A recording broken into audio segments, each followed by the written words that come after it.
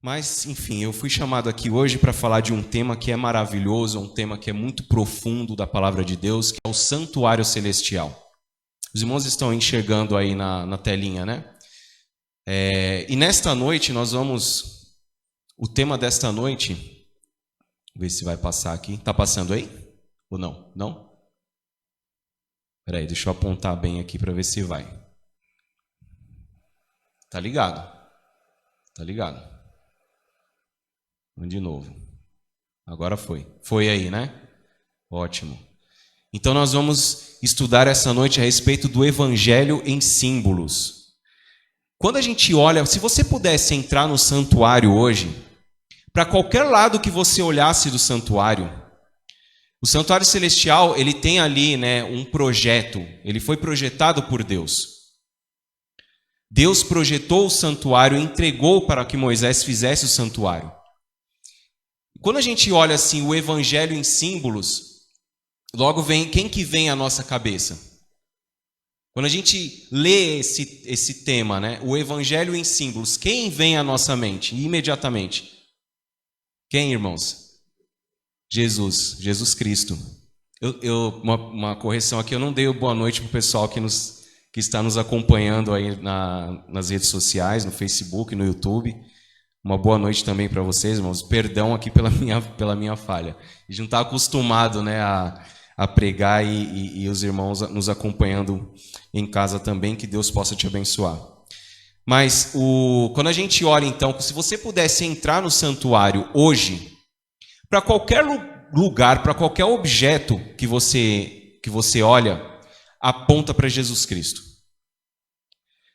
O santuário celestial é o plano da salvação, ali desenhado, né, no projeto, na planta do santuário.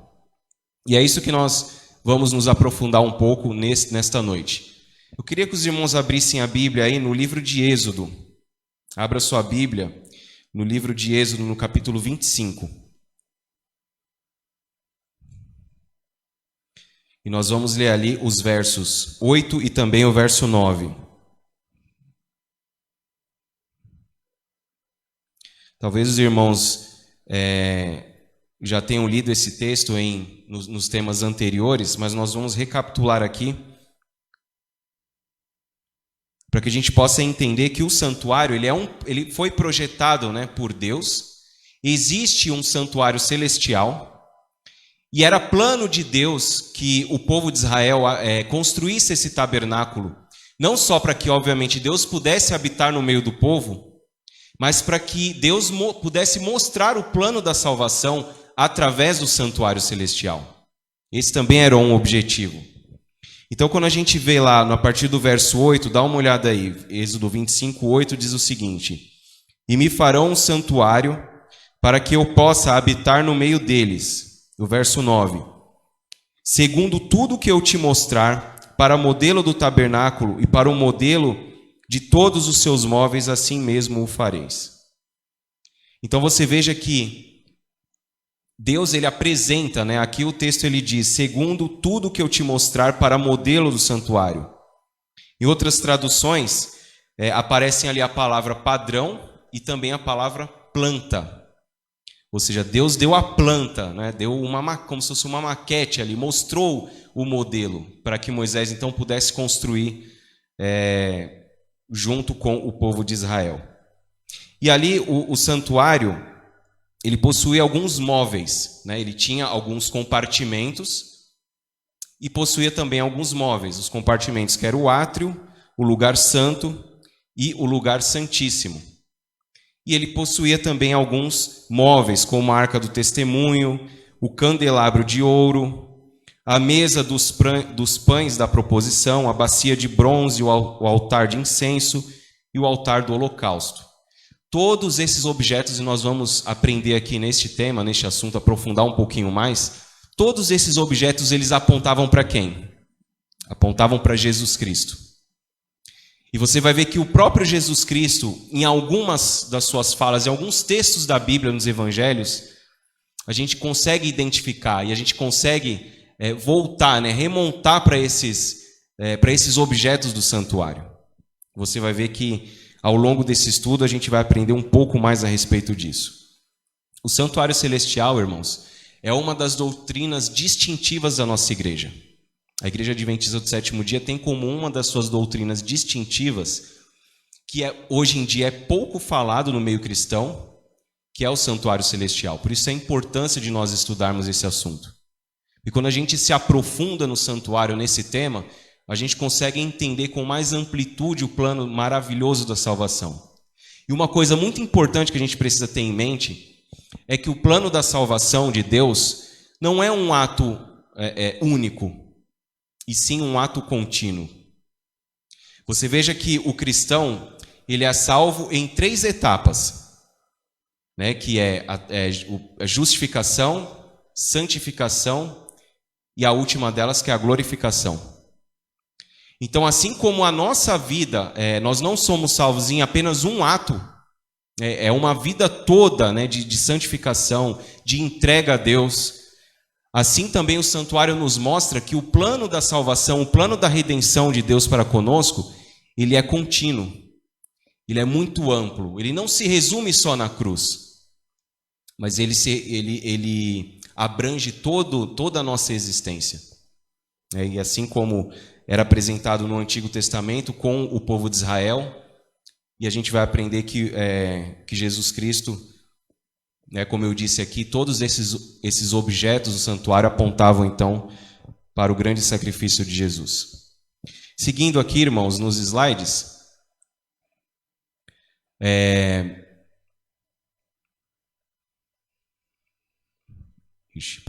parece que travou aqui. Então, aquilo que eu falei, o santuário, o templo, era o evangelho em símbolos, né, apresentando ali o Senhor Jesus Cristo. Você veja que o primeiro objeto ali que nós vamos ler no Evangelho de João, no capítulo 7, verso 37. Abre aí a sua Bíblia em João, capítulo 7, verso 37. Você veja que ali, um dos objetos do santuário, que era a pia com água, onde o sacerdote ele se lavava para poder iniciar o seu trabalho no santuário celestial, né? O seu trabalho diário. Veja que aquela água ali naquela pia, ela simbolizava o Senhor Jesus. E quando a gente lê o texto lá em João, no capítulo 7, no verso 37, Jesus Cristo ele diz o seguinte: no último dia, o grande dia da festa, levantou-se Jesus e exclamou: se alguém tem sede, venha a mim e beba.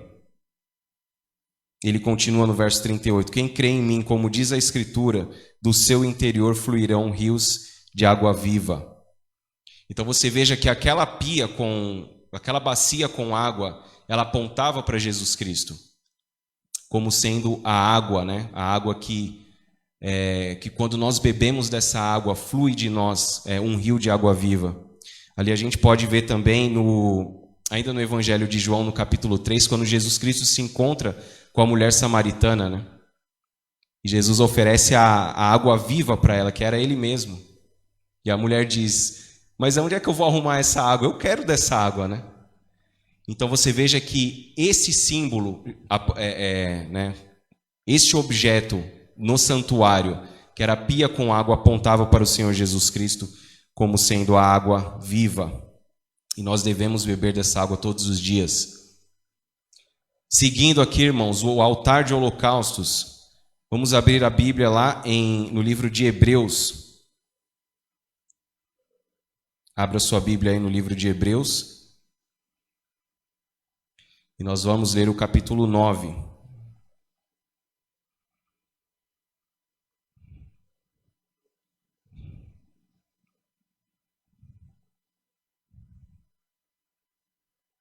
Nós vamos ler os versos 13 e também o 14. Hebreus 9, 13 e 14. A respeito do altar de holocaustos. Diz o seguinte: portanto, se o sangue de bodes e de touros e a cinza de uma novilha aspergidos sobre os contaminados os santificam quanto à purificação da carne, Muito mais o sangue de Cristo, que pelo Espírito eterno a si mesmo se ofereceu sem mácula a Deus, purificará a nossa consciência de obras mortas, para servirmos ao Deus vivo. Amém. Que texto maravilhoso, né? Aqui a gente não precisa nem dizer muita coisa, né? O sangue daquele animal, né, daqueles animais que eram sacrificados no antigo tabernáculo, eles apontavam para Jesus Cristo. Para que a gente, se você quer se aprofundar bastante nesse tema do santuário, eu aconselho que você leia o livro de Hebreus. O livro de Hebreus, ele mostra claramente ali o trabalho de Jesus Cristo no santuário celestial a nosso favor. O sangue de Jesus é o que nos purifica. O sangue de Jesus é o que nos salva. O livro do Apocalipse, ele diz, né, que aqueles que vieram da grande tribulação, eles se tornam vencedores, por quê? Porque eles lavaram as suas vestiduras no sangue do Cordeiro. Então o sangue daqueles animaizinhos que eram sacrificados no santuário celestial, eles apontavam para Jesus. A Bíblia ela diz que sem derramamento de sangue não há remissão de pecados.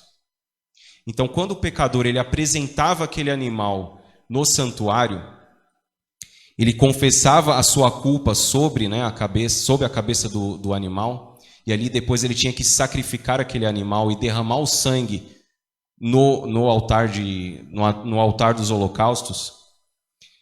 E vezes aquele sangue ele escorria por debaixo do altar, ou o sacerdote levava o sangue para dentro, né, do lugar santo e aspergia ali na cortina do santuário. E o detalhe, uma coisa muito interessante que a gente aprende aqui, é que assim como aquele sacerdote, somente ele podia adentrar ao lugar santo, ao lugar santíssimo, o pecador ele não podia, né, adentrar ali no lugar santíssimo, que é onde a presença de Deus se manifestava. Da mesma forma, nós também não conseguimos por nós mesmos adentrarmos ao santuário celestial. Nós precisamos de Jesus Cristo. Então aquele sacerdote também representava Jesus. Ele era o elo entre o pecador e Deus.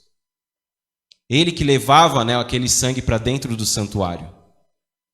Então assim é conosco também.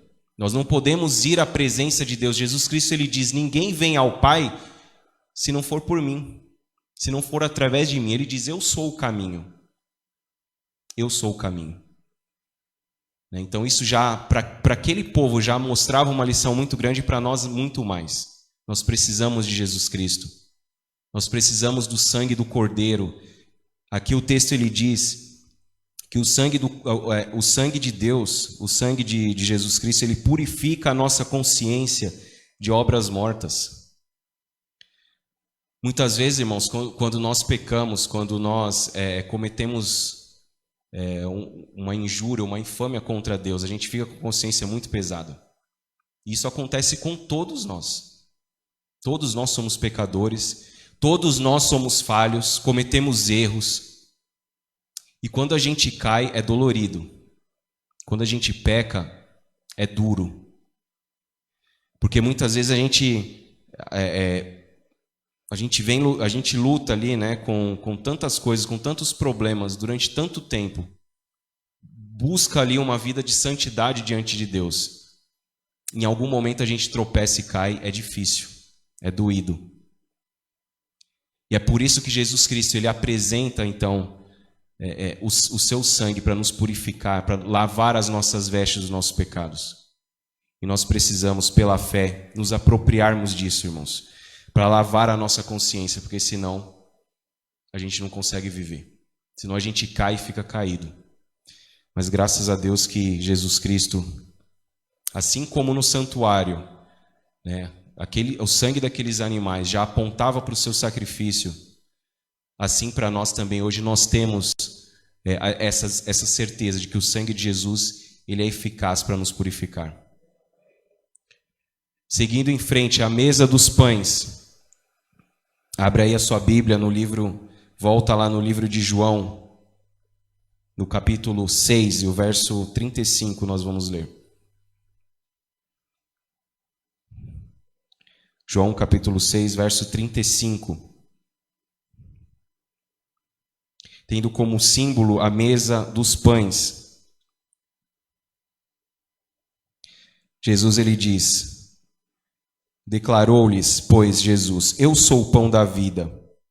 O que vem a mim jamais terá fome, e o que crê em mim jamais terá sede. Então aqui, mais uma vez, Jesus faz uma alusão também à água, né? A pia com água, a bacia com água. E ele fala que ele é o pão da vida. E quem vem a mim jamais terá fome. Quão profundo. Esses textos às vezes são tão batidos que a gente não para pensar a profundidade deles, né? A Bíblia, irmãos, esse tema do santuário celestial, ele é de uma profundidade, ele é de uma riqueza, de uma beleza muito grande. E nós vivemos tempos hoje em dia em que a gente não para estudar esses temas. A nossa cabeça ela é bombardeada com tanta informação que mesmo quando a gente para estudar, a gente enfrenta um outro desafio, que é prestar atenção e conseguir absorver isso. O Cleiton, ele mencionou a respeito do meu canal, né? Que eu fiz esse projeto. Um outro amigo meu, que é o Cícero, da Igreja do 9 de Julho, a maioria que conhece, que me deu essa ideia, né? Por que você não faz um canal no YouTube e tal? Para falar de alguns temas, a gente acaba estudando bastante, né? E quando você estuda, você sente vontade, né, de passar um pouco do conhecimento, não que eu seja professor, absolutamente. O nosso professor, eu sempre costumo falar que é o Espírito Santo. Mas quando a gente acaba estudando bastante, a gente quer compartilhar um pouco, né? E aprender junto com os irmãos. E tem um tema ali no canal que a gente fala sobre uma coisa que é hiperestimulação mental ou cerebral. Que é mais ou menos o tempo em que nós vivemos hoje. A gente é exposto a tanta informação, a tanta notícia, a tanto conteúdo, a tanta coisa, que a gente já não consegue, a gente tem dificuldade para vir na igreja, sentar no banco e prestar atenção num sermão de 20 minutos.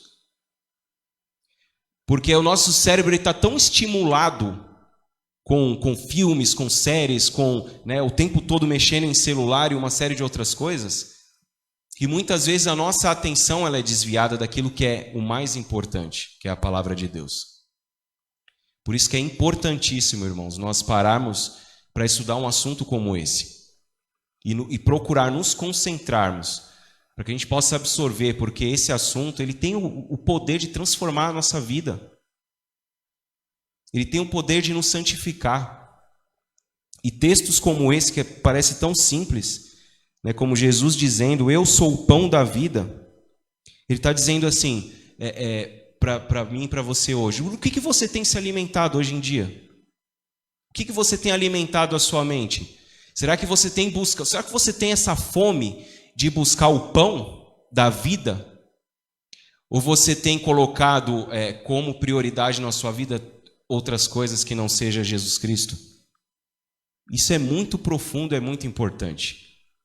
Jesus está falando para você essa noite. Você precisa se alimentar de mim, eu sou a fonte.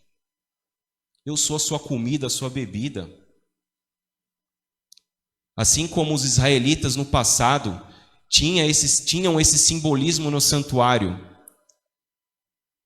Hoje a gente precisa, irmãos, nós precisamos nos debruçar nesse livro, sobre esse livro.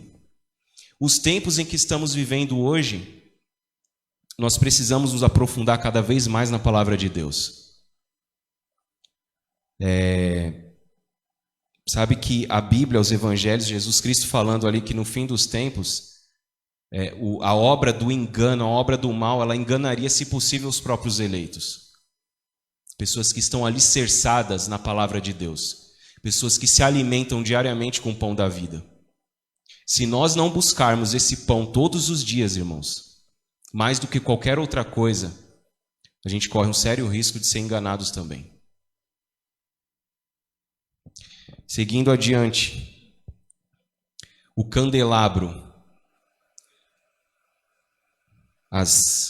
a luz ali que ficava acesa durante 24 horas no santuário, né? Não podia se apagar. Abra sua Bíblia aí em João, no capítulo 8, verso 12, para que a gente possa entender um pouco mais a respeito deste símbolo. João, capítulo 8, verso 12, Jesus Cristo diz: de novo lhes falava Jesus, dizendo: eu sou a luz do mundo. Quem me segue não andará nas trevas, pelo contrário, terá a luz da vida. Mais uma vez aqui a gente vê que esse símbolo, que esse objeto no santuário celestial, ele apontava para Jesus Cristo.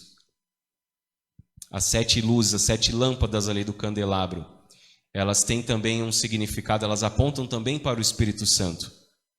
O 7 como sendo o número da perfeição. A gente vê que no Apocalipse, quando o Apocalipse ele apresenta ali as cartas às 7 igrejas, ele diz que os 7 Espíritos de Deus, né, estão sobre a igreja, fazendo uma referência também ao Espírito Santo, que o Espírito Santo estaria presente em todas as etapas da história do cristianismo, desde do tempo dos apóstolos, a morte e ressurreição de Jesus Cristo, até o fim dos tempos. Então aqui tem uma aplicação dupla, além de apontar para Jesus Cristo, também aponta para o Santo Espírito de Deus. E aqui, irmãos, nós vemos também o altar de incenso. Abre a sua Bíblia em Apocalipse, no capítulo 5, e nós vamos ler ali o verso 8. Apocalipse 5, verso 8. Falando a respeito do altar de incenso. E mais uma vez, este símbolo apontando para o Senhor Jesus Cristo. O texto lhe diz assim: e quando tomou o livro, os 4 seres viventes e os 24 anciãos prostraram-se diante do Cordeiro, tendo cada um deles uma harpa e taças de ouro cheias de incenso, que são as orações dos santos. Que coisa maravilhosa, irmãos. Olha que texto maravilhoso, que texto lindo esse. Dizendo ali que esse altar de incenso, que se encontra diante do Cordeiro, ele representa o quê? Ele contém as orações dos santos. Irmãos, tem um texto que está no livro de Romanos. Eu quero que os irmãos voltem aí para o livro de Romanos, no capítulo 8.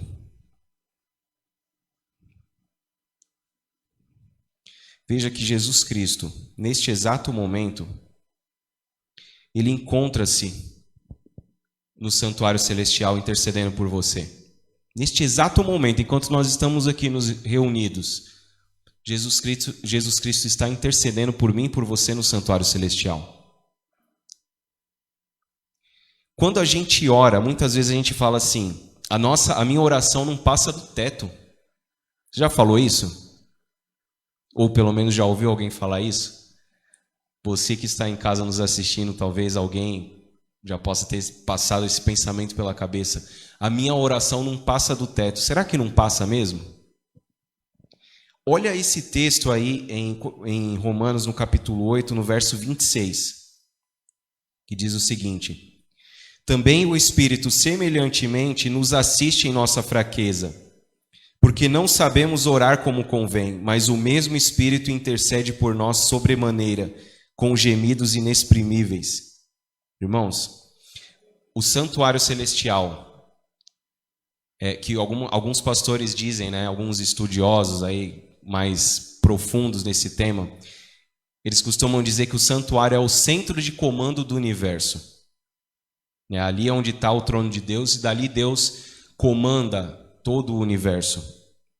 Quando a gente vê um texto desse, nós percebemos uma coisa maravilhosa, que a Trindade, ela trabalha por mim e por você.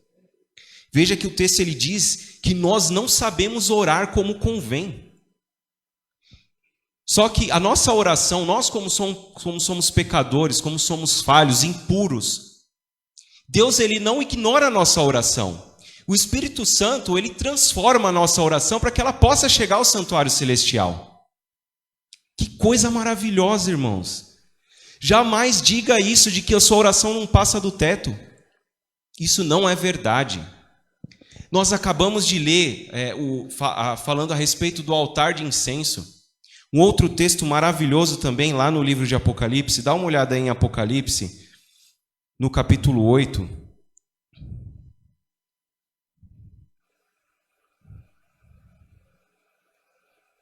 E você vai ver um outro texto falando a respeito deste assunto também, sobre o altar de incenso. Apocalipse 8, verso 3. Olha que texto maravilhoso. Diz o seguinte: veio outro anjo e ficou de pé junto ao altar com um incensário de ouro, e foi-lhe dado muito incenso para oferecê-lo com as orações de todos os santos sobre o altar de ouro que se acha diante do trono. Que coisa maravilhosa, irmãos. Você veja que quando a gente ora, a Trindade, ela trabalha, os três ali, Deus Pai, Deus Filho e Deus Espírito Santo, trabalham ao seu favor. O Espírito Santo transforma a sua oração, leva até o santuário celestial, onde está Jesus Cristo intercedendo por você, onde existe um altar com um incensário de ouro para oferecer as suas orações. E aí, para finalizar, dá uma olhadinha aí no livro de Hebreus, volta um pouquinho para o livro de Hebreus, no capítulo 7.